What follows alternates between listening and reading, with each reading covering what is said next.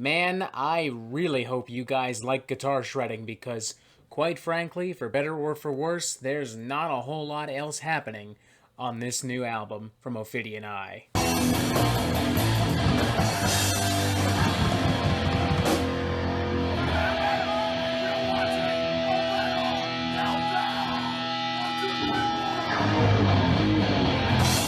Desolate is the sophomore studio album and the first major release in nearly 9 years from Icelandic technical death and shred metal crew Ophidian I. I can't say I know exactly why this band took so long to release a brand new studio album.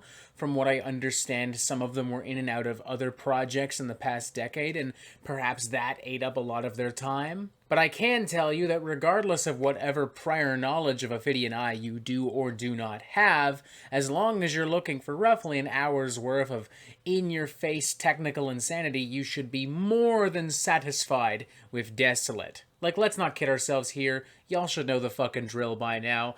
It's a lot of super tight, surgically precise guitar work with very sharp, very clean, very polished production, a lot of pummeling percussion, a lot of fierce, somewhat monotonous, generic death metal vocals, with some jazz fusion style bass work, very reminiscent of like classic Cynic and Atheist. A lot of interpersonal, introspective lyrics translated into fantastical cosmic allegories, and of course, album artwork that looks like it could have been pulled from a graphic novel or some long-lost Super Metroid concept art. To put it very fucking simply, Ophidian I aren't exactly reinventing the wheel itself. But I think Ophidian I's specific execution of all of these tropes and cliches of these things that we expect from technical and progressive death metal is itself kind of unique. For one, there's a very strong emphasis on grandiose melodic songwriting and guitar work that brings to mind the glory days of late 90s Swedish melodic death metal. There are a lot of passages on here that genuinely bring to mind classic recordings from Dark Tranquillity, Arch Enemy, In Flames.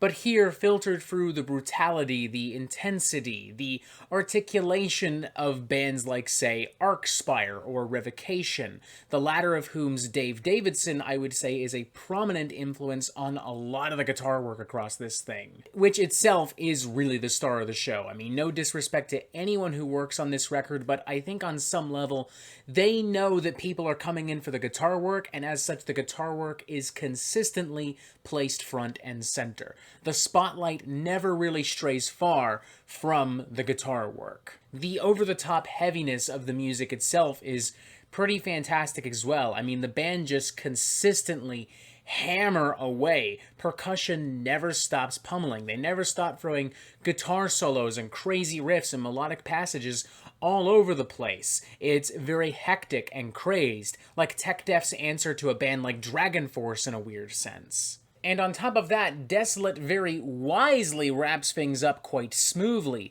clocking in just under a very crisp 39 minutes. With even the longest material on this record, namely the track Diamonds, still clocking in at a very sharp 4 minutes and 35 seconds. And that alone makes a world of fucking difference. Finally, a tech death, prog death band that doesn't waste your fucking time. Finally, a tech death, prog death band that doesn't fart around on pretentious concepts and non-stop guitar noodling. They show up, they play some brutal shit, you have fun, they go home, end of fucking discussion. No, Ophidian I are not a particularly original or ambitious or unique band, all things considered, but you know what? In this particular instance, I'm not really sure that I care. Because even in this album's lowest points, these guys are still performing with a level of maturity, grace, and self-awareness that so many tech death and prog death bands completely fucking lack. And, more importantly, it's just fucking fun. The track Diamonds, for instance, starts things off with a pulverizing display of manic technical death metal as guitar melodies practically launch themselves towards you, rocket propelled by insane percussion and some pretty fierce death metal gutturals. There is a particularly disgusting kind of sci-fi thrash riff, followed by some really stunning guitar harmonies right around the halfway point of this number that is genuinely kind of jaw-dropping. The following track, Spiral to Oblivion, is where things begin to really resemble the guitar pyrotechnics of Revocation's Dave Davidson, but I've really no issue with it. The following cut, Spiral to Oblivion, is where I really began to notice some similarities to the aforementioned Revocation.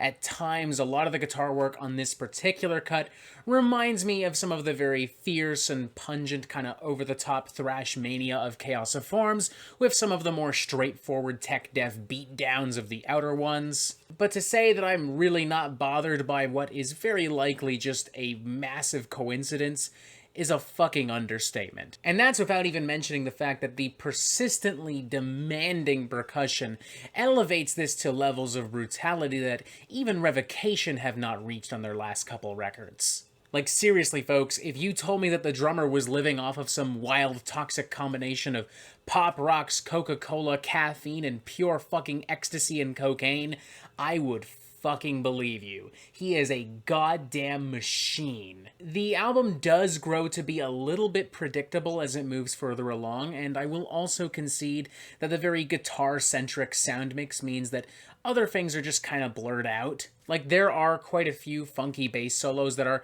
kind of buried underneath some really beefy and oppressive percussion and rhythm guitar. The lyrics and the vocals here really fail to pack a punch as well, not just because of the production, but also because they're just not really all that dynamic or special. It is a very one-dimensional kind of Cookie Monster death metal guttural here. All things considered, though, I had enough fun with Desolate that I would feel pretty comfortable giving this an enthusiastic 3.5 out of 5.